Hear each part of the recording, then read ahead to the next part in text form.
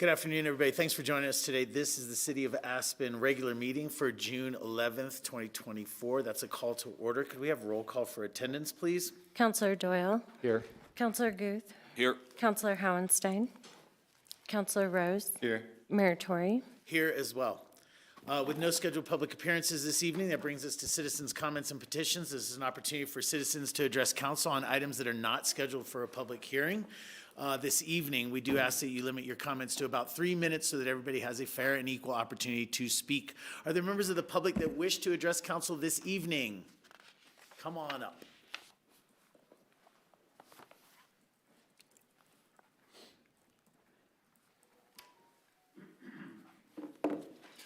Hi, my name's Oliver Smith. I'm from 234 Mountain Laurel, and I have a business in town at across from the Wheeler Opera House.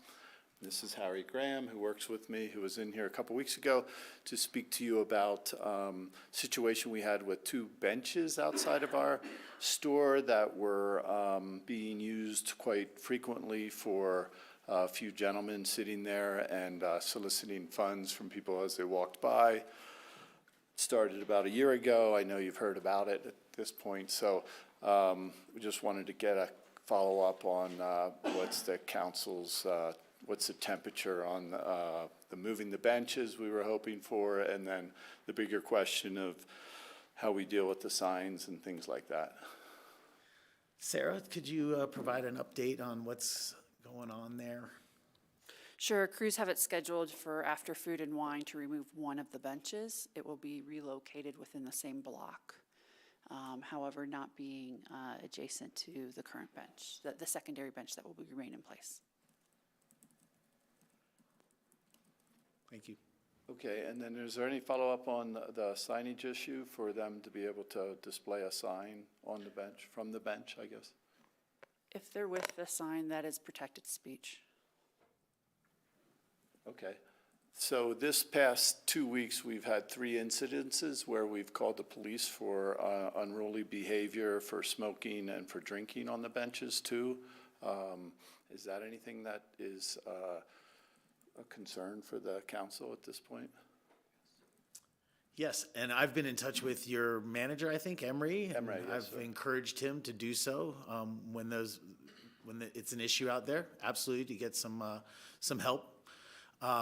You know, we've had varying degrees of success of kind of clearing them out of there. The last 2 days have been good, but we know that that's not going to last, perhaps. So we're still going ahead with trying to reconfigure that sidewalk. And we're open to any suggestions you might have of us to alleviate the problem. If we can help in any way, we're open to that. We appreciate it.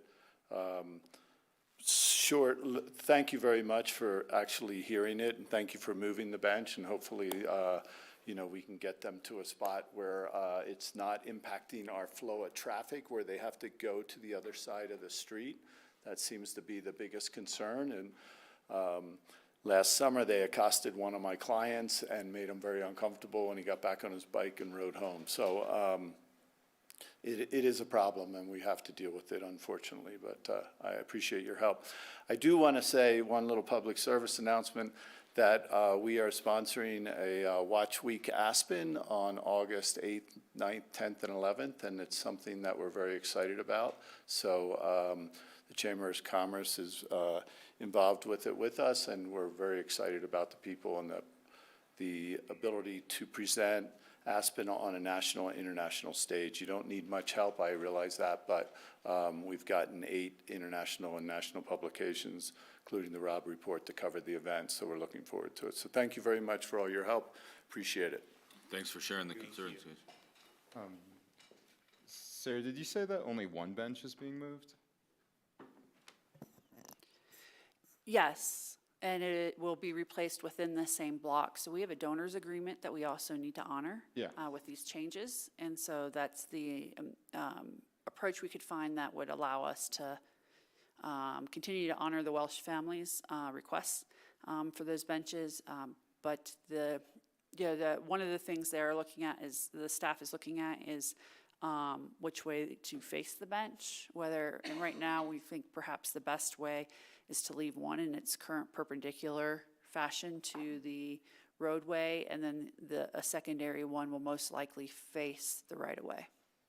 And again, there'll be, easily 10, 15 yards between the two if we can make it all happen on the same block. But the goal is to keep the benches on the same block because both benches are sponsored by the same family. Yeah, thank you for that explanation. Thank you. Other members of the public for comment this evening?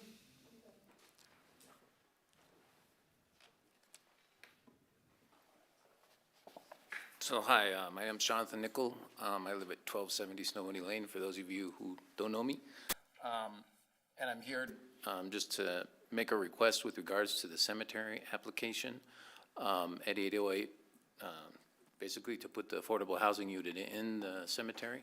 The last time this process was kind of gone through, there was a pretty good dialogue back and forth between the neighbors that surround the cemetery and the RBCA, and that resulted in some important modifications to application and some conditions that were good for both the neighbors and the cemetery, in our opinion. So what I wanted to do is ask to have a work session with City Council to be able, with the other neighbors there, to present, our opinion and our concerns in kind of one consolidated thing, as opposed to the bombarding everybody with a bunch of emails and things like that. And that's a principal request. And, I do have some questions about the application itself in terms of, like, will the deed restriction be for the whole cemetery? How can we, prevent this on the slippery slope? It's already gone down. It was originally committed that housing would never be put in there. How can we assure that if this moves forward, that it's not going to turn into a, a multifamily housing development back there? I know that sounds a little extreme, but, just kind of that slippery slope, what can we do long-term to kind of, to guarantee the conditions? Because, there was an original agreement at what time that this particular building would never be used for housing, and now we're seeing that that is a real possibility. And then also, they think there are some other sites, specifically an old Victoria cabin, which was the original place that somebody lived in the cemetery, that's closer to the entrance, that could reduce impact. Those kind of alternatives could be considered. So I just wanted to request from a council formally. I'd sent Mayor Toria an email to see if we could work together to kind of have a work session. That's kind of what I wanted to come here and ask you guys today. Thanks. This is scheduled for a public hearing. I don't think it'd be appropriate for us to pull or delay this in order to have a work session. But through first reading this evening and potentially the public hearing, that might be a result that this council supports. But at this time, I don't think it would be appropriate for us to pull this off of our agendas. Okay, so once it's already scheduled and notified, it's too late to change it, basically. It's not that it's too late. It's that with a scheduled public hearing, which is the appropriate time for you to share any of your comments, and council can then make a decision whether there needs to be more information or some more work with the neighbors. So it's not that it can't be pulled off of an agenda. It would just be inappropriate, I think, for a citizen group to change the council agenda and the applicant's agenda with this project when the process that we have is for public input to be taken at the public hearing. Okay. You're out in front of the game, so we are aware of it. I'll be entering the email that you sent to me into the record for this evening as well, but let's just see how it plays out over the first reading. Okay. And I just kind of reiterate that, the goal here is to have a collaborative process that works out for everybody. I think that's at the end of the day. Okay, all right, thank you. Thank you so much. Thanks, Jonathan.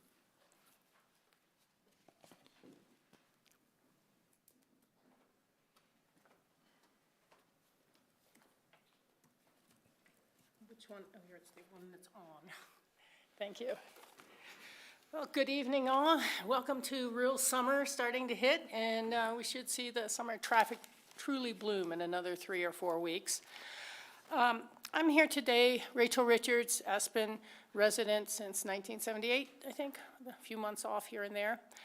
I am very concerned that council agreed to spend $600,000 at the last meeting to ask the Colorado Department of Transportation to avoid using NEPA, National Environmental Policy Act practices or reviews for this project, and that to spend that sort of money to be soliciting the state transportation agency to not pursue the type of analysis that the previous record of decision went through, where it had to look at people trips versus single occupant vehicle trips. How do we provide mobility without the car, the private car? And I just kind of feel like, wow, in my name as a taxpayer, as someone who's been at the National Association of Counties meetings and fighting with other gateway communities to make sure NEPA was not repealed, that the National Environmental Policy Act meant something, and that we didn't just start saying, hey, develop all of our Forest Service lands around us. We don't need NEPA. We have political bodies and money to be spent, and those guys should make the decisions for the rest of the public. You know, you're going to need to use NEPA when the Front Range comes back for all the rest of the water rights they have in the Roaring Fork Valley. We have about 25% already taken eastward, and they have long-standing old conditional water rights, and how they take them and where they take them from the Roaring Fork watershed will dewater us, getting pretty close to Grand County. Pitkin County is the second most dewatered county now in Colorado on the west slope. So, you know, to say, we don't need NEPA, we're a wealthy community, we're special, we know you have to apply that to everyone. Well, no, maybe we don't have to apply NEPA to the rest of the Colorado Department of Transportation projects. I think it's a horrible example for a community that was once an environmental leader, once stood for something, now spending money to ask CDOT to avoid the law, the federal law. You know, if it weren't for things like the failed EIS and the record of decision on the Thompson Divide projects and all those oil and gas leases, they would have not been revoked. But at the end of the day, when serious review was given to the documents, it turned out they'd cut and pasted environmental impacts from freaking Alaska and talked about Arctic seals and how it would be affected by the oil and gas drilling down there.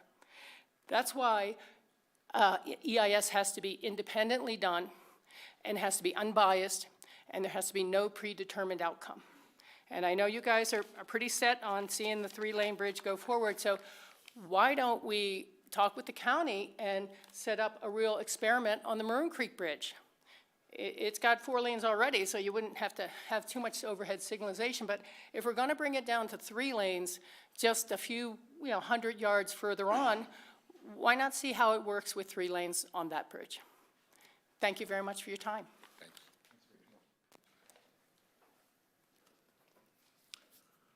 Other members of the public for public comment this evening?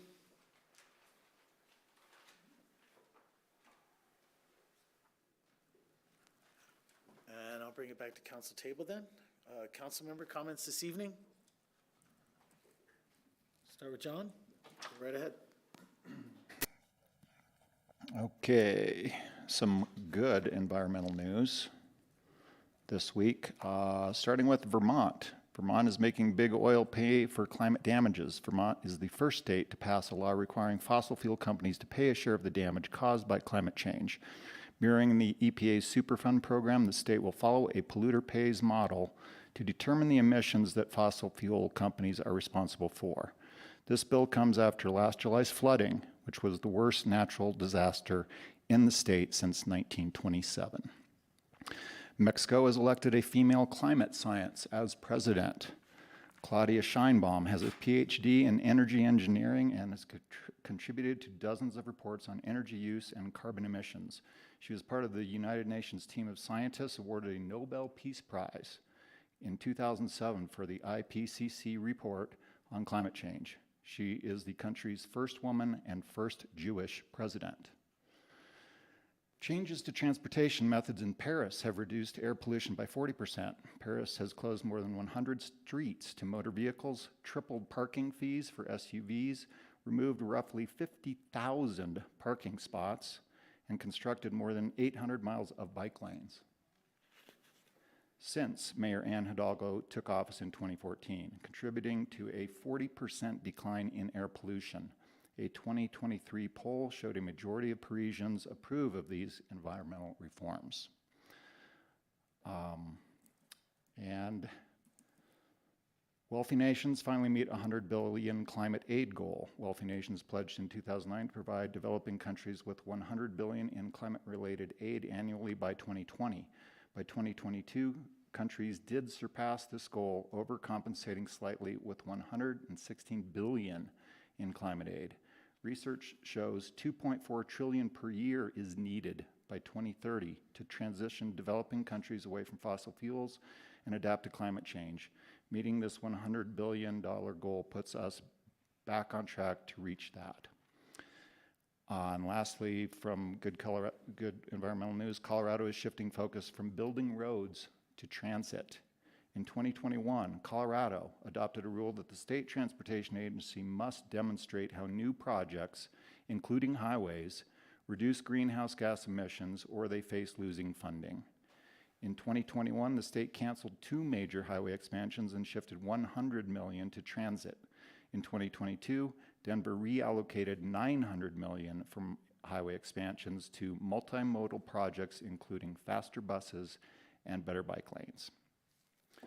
And to wrap up my comments, I'd like to give a shout out to city staff that participated in Saturday's Arbor Day tree giveaway. It was well attended, and I think obviously trees are super important to the environment in more ways than we can count. But I'm really proud of the city of Aspen and our staff for putting that event on. Thank you. Thanks, John. Other comments tonight? Bill? Thanks. A few things I'd like to check in on, but before I do that, I was also at Arbor Day. It was a really nice event. My kids had a lot of fun, thanks to everyone involved in doing that. The first thing is, the city recently did some landscaping changes at Connor Park to address some of the inappropriate behavior that was occurring in that park, and I'm very pleased with the results, and I'd like to encourage further exploration of those opportunities. Glory Hole Park comes to mind as a place we might want to explore those opportunities at. So just want to share my appreciation for what has been done and encourage further work in that regard. I would like to make sure that we get the conversation about the municipal code changes back on our calendar, please. I don't know that that has been rescheduled yet, but that's important to me and would like to make sure that we do that. It's scheduled for June 25th. Thank you so much. I'm not sure whether the best way to address this is a request of staff or a work session, but the way that procurement process results are presented to us for approval leaves a lot to be desired by me.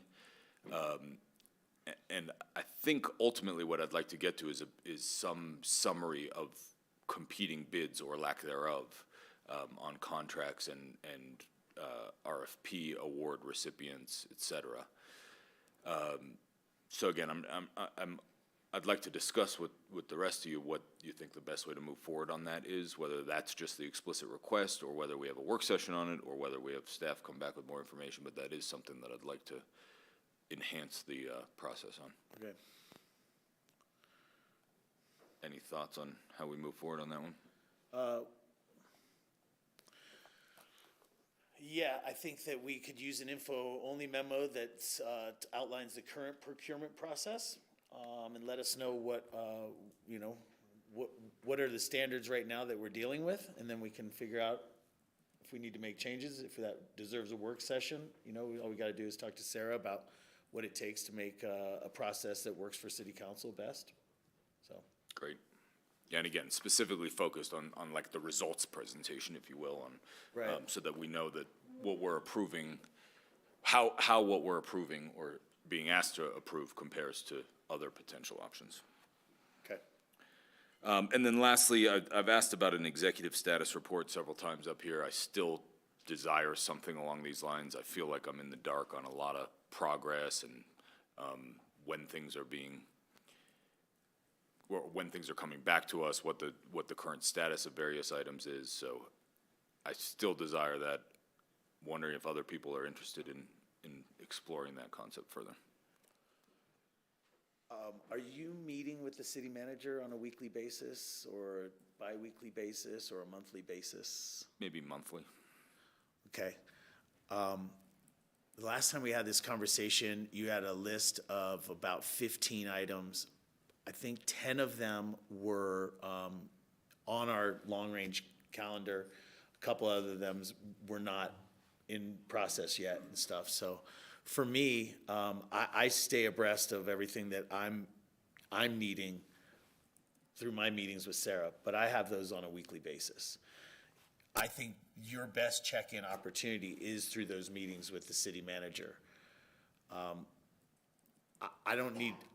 not interested at this time in creating an executive summary because I don't know what items would want to be in there. Your request of the city manager to say, hey, Sarah, can I get updates on these items, would be a great start. For me, that's my opinion. Anyone feel differently on that? I get my information about what's coming up also from the long-range calendar. And if I have any questions that I don't understand, I reach out to Sarah or Diane. For me, I mean, I would enjoy something like that, as simple as it can be, honestly, is like having a list of like really the high-level stuff, the biggest projects, and if there is like an update every week or every other week, just like, it doesn't even need to be long, just very short summaries of that. That would be my idea behind it, but trying to keep the list short and neat. Again, so what list is it? You know, that's what I'm saying is like, if you have questions about what's coming up or what the schedule for following up on some of these items, let's just use the Armory, right? Well, we had a work session, we get a summary of that work session and such. So again, I just don't know what list you would want. I don't know what it takes.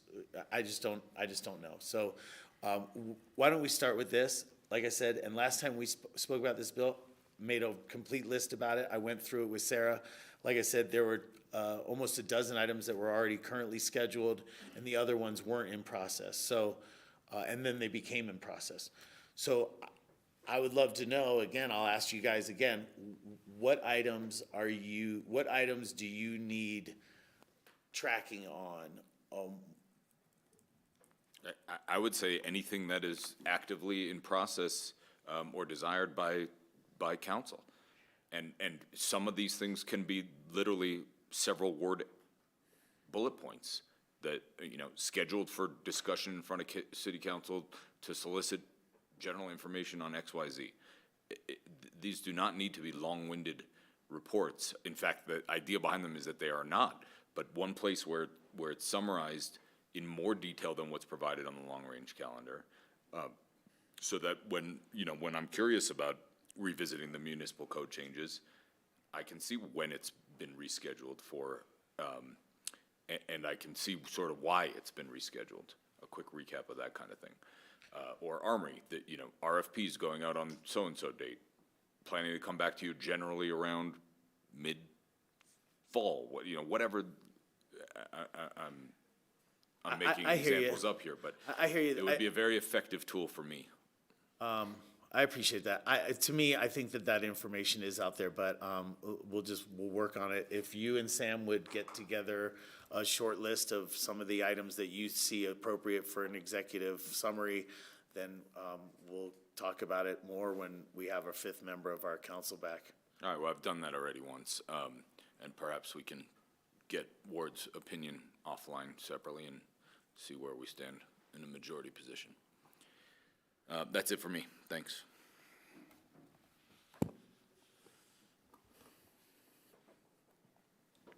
Sam? Yeah, thank you. Keep it short tonight. The only thing I had was I went to the city manager before this meeting. I asked about, we were not going to be hosting the backcountry marathon this summer. I might have amnesia on this one or just like missed something. So I asked for an information-only packet that was sent to us.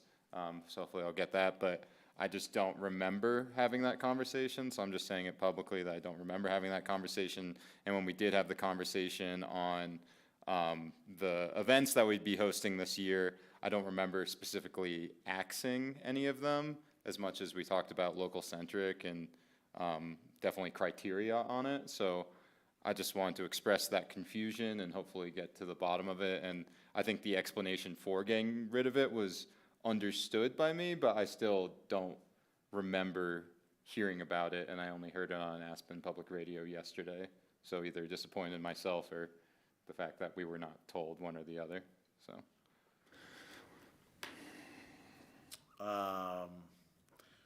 Do you have you're just you want to see the information only memo that contained that information? Yeah, because I feel like I read everything and I either missed it or it wasn't sent, and I guess if it was sent, I'm disappointed in myself. If it wasn't sent, then I would just ask for greater communication in getting rid of events such as that one be provided to us. And because once again, I found out via Aspen Public Radio yesterday, and that might have been my fault, but I'm just trying to make sure it was, or maybe it wasn't.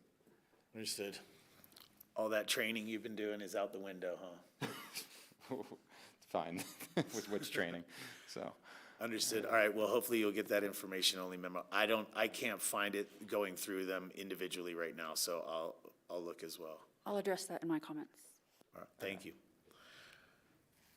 My comments this evening, I've got just a few that I've been asked to share with you. An emergency preparedness open house is happening on Saturday, June 22nd.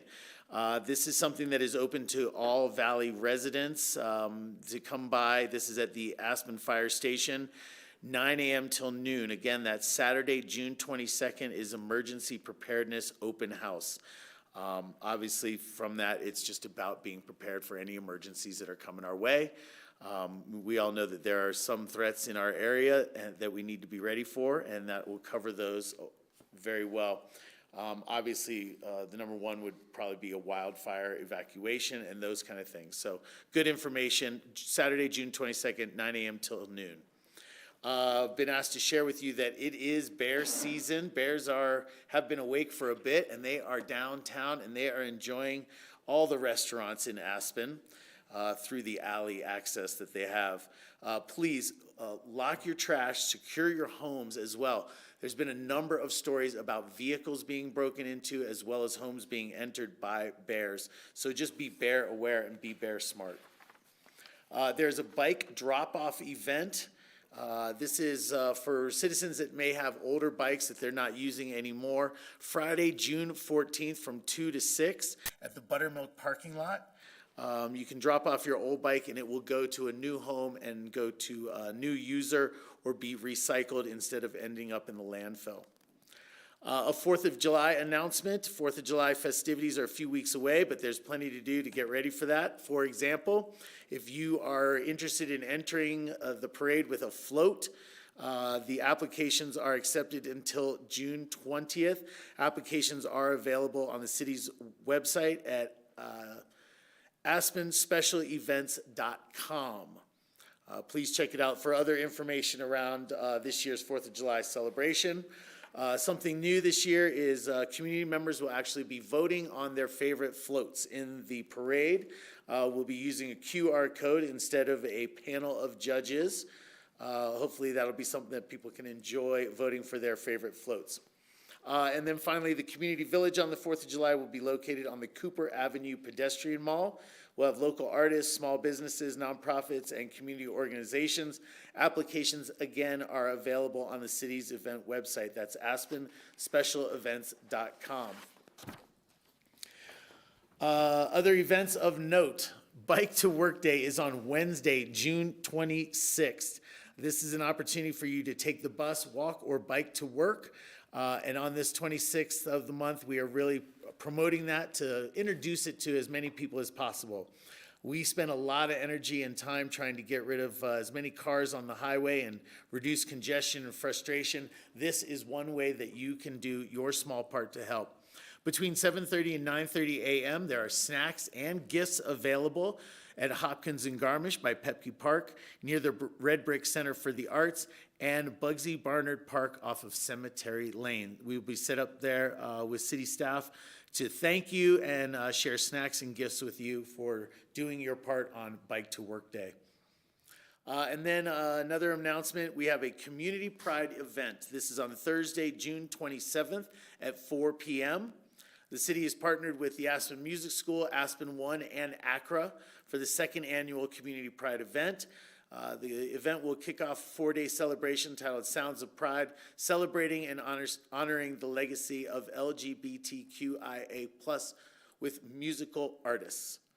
You can go to aspenmusicfestival.com for more information. Thank you very much. City manager comments this evening?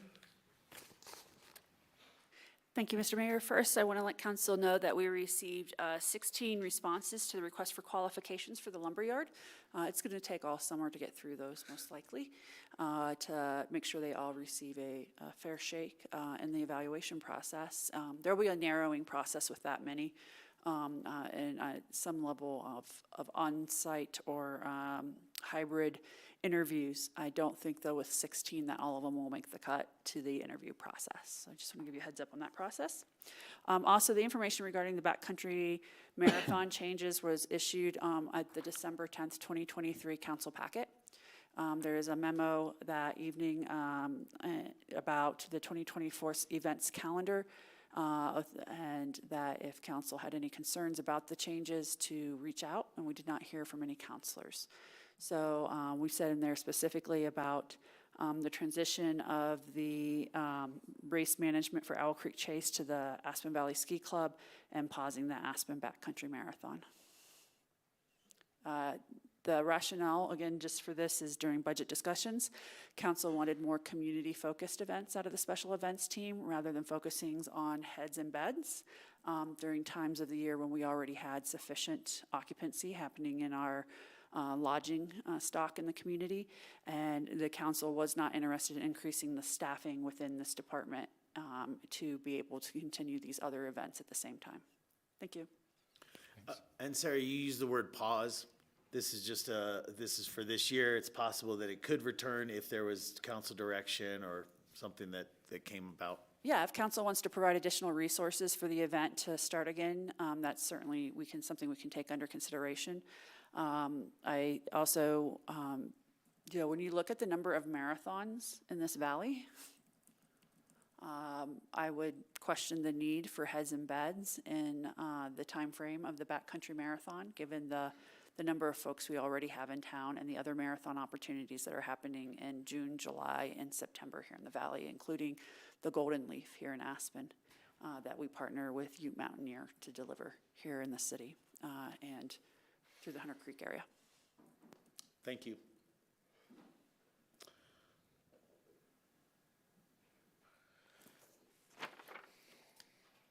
It was. December. Yeah. Good job finding it. Let's see, board reports. Any brief board reports for this evening? John, do you have anything to update us with? I think I already talked about the AIA meeting with CoA. That's really the last board meeting I've attended. So, no. All right, sounds great. That'll bring us down on our agenda to the consent calendar this evening. The consent calendar is resolution number 65, Wrights Road Waterline Replacement Design Services, and resolution number 66, 5-year contracts for laundry services between APCHA and CSC Service Works, as well as the draft minutes of May 14th. Are there any items that council members wish to have pulled for further discussion? I would be pulling number 66 for quick questions. We can start with 66 if anybody is here to speak about the pending contract. Hi, Matthew. Yay. The question around this was, how does this contract work in execution? Will there be a necessary subsidy? Do the funds that are from users of the facility, are those enough to complete the contract and maintain the service? Or is there another are there other funds that will be necessary in order to have this laundry service provided? And if so, where do those funds come from? So there will be a decrease in revenue coming into APCHA, but we believe that that will be offset by the increase in efficiency and service to the residents. So, There is definitely going to be a decrease in the amount of money coming in, so that'll affect the overall bottom line with APCHA a little bit. So for clarity, the city's the leaseor, and we are leasing space to a vendor to provide a service with a profit-sharing component. So the better the vendor does in providing services, the greater the revenue back to APCHA from the facility. But just to clarify rules there, this isn't a vendor we're hiring to do services. We're actually leasing space for a vendor to perform services in. And we're getting 60% of the money coming in. okay. Bill?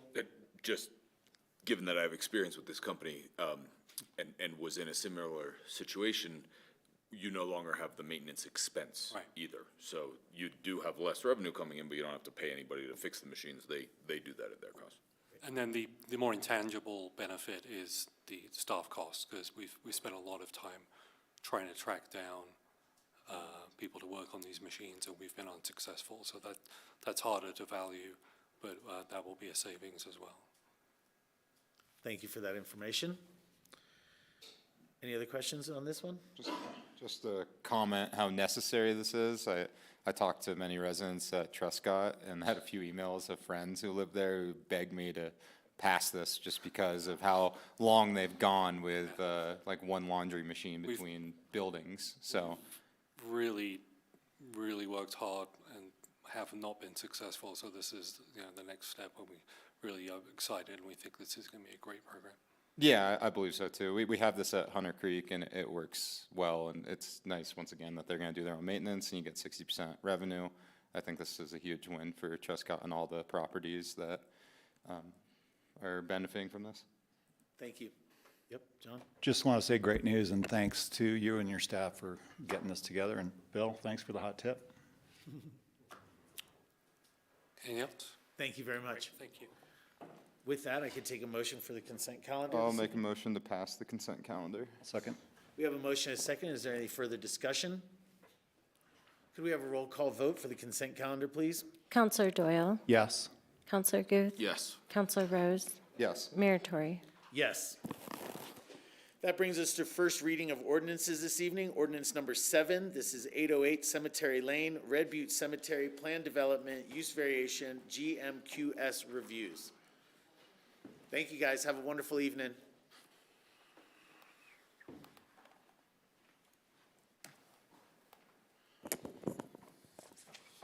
Good evening, Council, Mayor Tory, Jeffrey Barnhill, City Planner.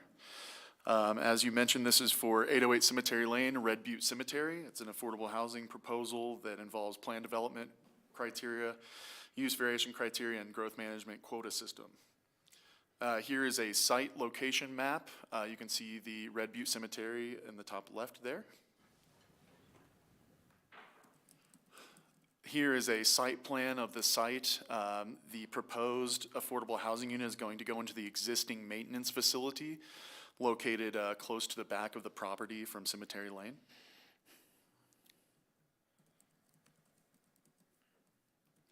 The proposal will be an interior-only remodel to turn this maintenance facility into a living unit, a dwelling unit. So it'll involve adding a kitchen, bed, and other facilities. Staff recommends the council approve the ordinance on first reading and set a public hearing date to review the application. Here's the proposed motion. And I'm happy to take any questions from anybody to clarify on second reading. Thank you very much. Council members, any immediate questions? Yeah, for the sake of the public commenter, I just wanted to ask the questions he asked. Trying to remember this one I wrote down. Deed restriction for the whole cemetery. Is this just for that Just for the building, Just for the building. just for the unit within the building. Can you introduce yourself for the record, please? For sure, Mayor Tory. Alan Richmond, representing the applicant Red Butte Cemetery. Thank you. Ask about any potential slippery slope to multifamily housing development on the property. What alternatives, if any, there were to this application, and then just a big, clear statement on was housing meant to be on this property.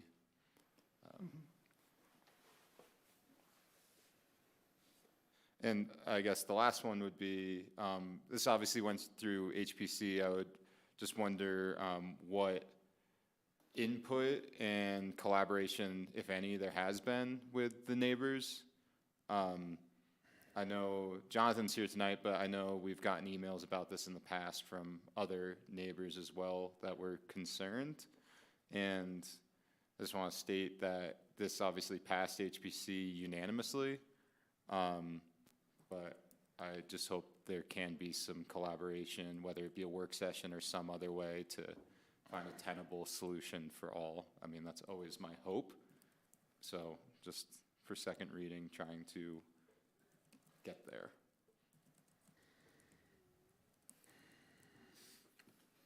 Bill? I would like staff and the applicant to address public comment that we got from Mr. Steven Spiritus. And specifically within, he states that in 2008, Alan Richmond and John Thorpe, obviously know who Alan is, don't know who John is, stood. John is interred at the cemetery at this point. Got it. He was the president of the cemetery board at the time. Understood, thank you. That Alan Richmond and John Thorpe in 2008 stood before the HPC and promised assurances that the war room would never become a residence, temporary or permanent. So I'd like some verification of that statement and little further information there. Thanks.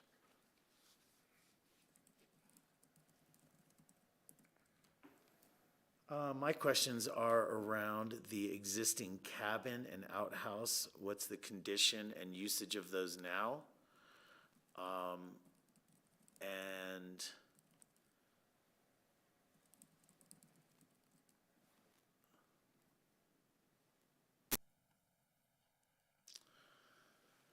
that's really all. The rest is answered or will be answered at second reading.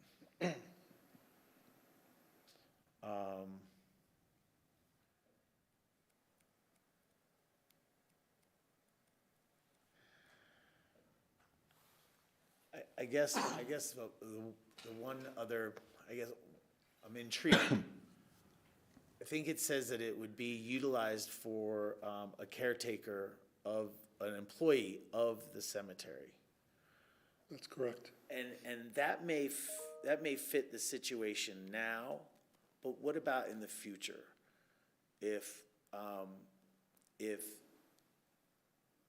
a caretaker was not living there, what would it be used for or not used at all? Is kind of what I'm wondering. Meaning that this situation might fit for now, but what does the future look like as time passes, as other employees are brought in, et cetera, et cetera? Mm-hmm. I think those are my two kind of questions for second reading.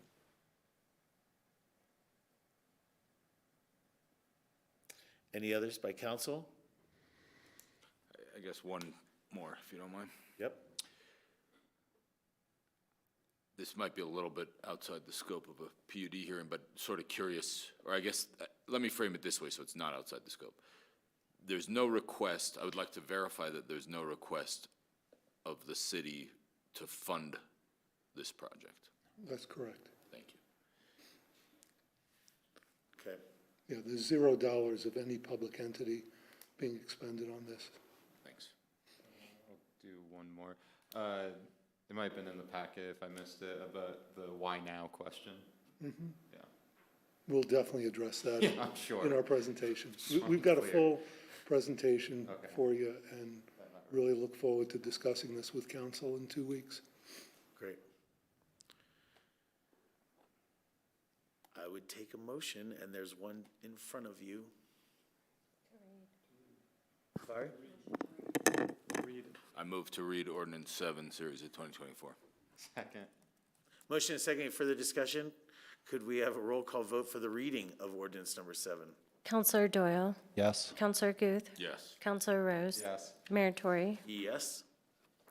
Ordinance number 7, series of 2024, an ordinance of the Aspen City Council approving a plan development project review amendment, a use variation review, and a growth management review for the establishment of a permanent deed-restricted affordable housing unit at the property located at 808 Cemetery Lane, Red Butte Cemetery, according to the final PUD plat thereof recorded July 11th, 2012, in Plat Book 100 at page 38, City of Aspen, Pitkin County, Colorado.